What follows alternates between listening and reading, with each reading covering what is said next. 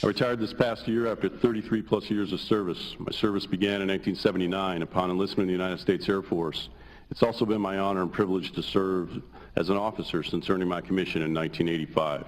Throughout these years, I've served with many brave and distinguished men and women, both uniformed and civilian. I thank them for their service and their example. My time in service was filled with many great and humbling opportunities. I'm thankful for these as well.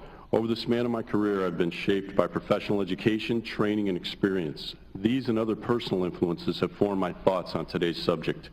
Brigadier General Robert Lovell testifying yesterday before Congress on Benghazi. Welcome to Gimme 5. A very proud man, a man who is deeply troubled by what took place in Benghazi, more so than I believe hardly anybody in this administration, more so I believe than certainly Hillary Clinton, more so I believe than Barack Obama, John Kerry, and the list goes on and on and on, and certainly the Democrats who are elected to Congress.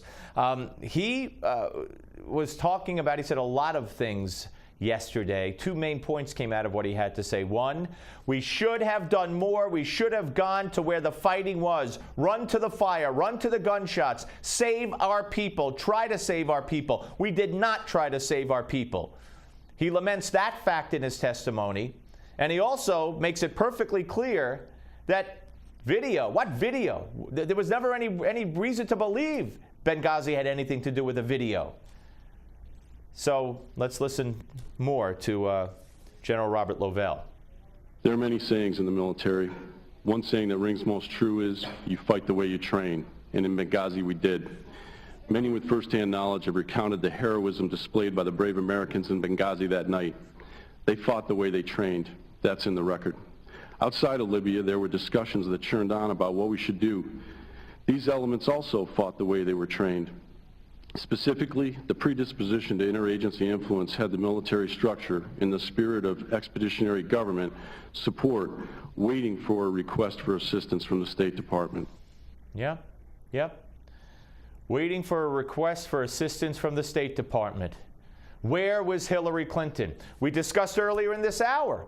We learned that the president was not in the Situation Room. The president was not in the Situation Room. He was in the White House somewhere.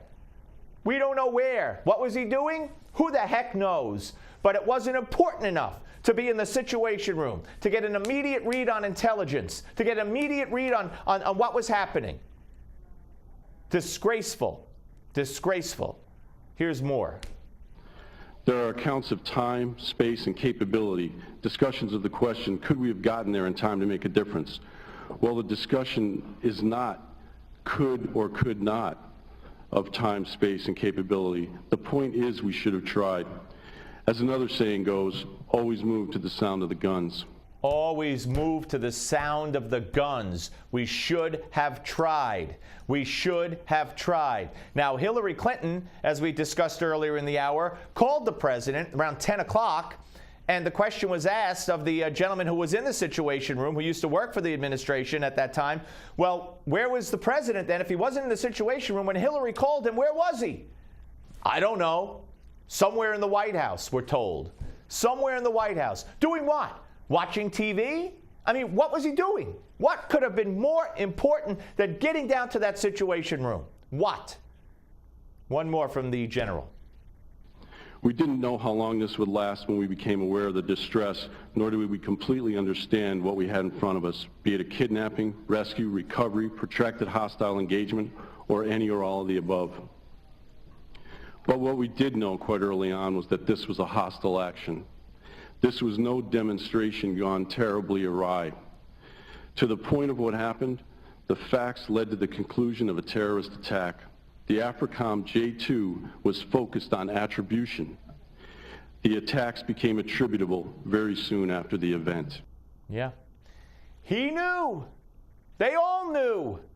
But as late as when the bodies came home, Hillary looked the parents of the dead in the eye and said, we're going to get the guy who made the video. What about it, Hillary? Steve Malzberg's show.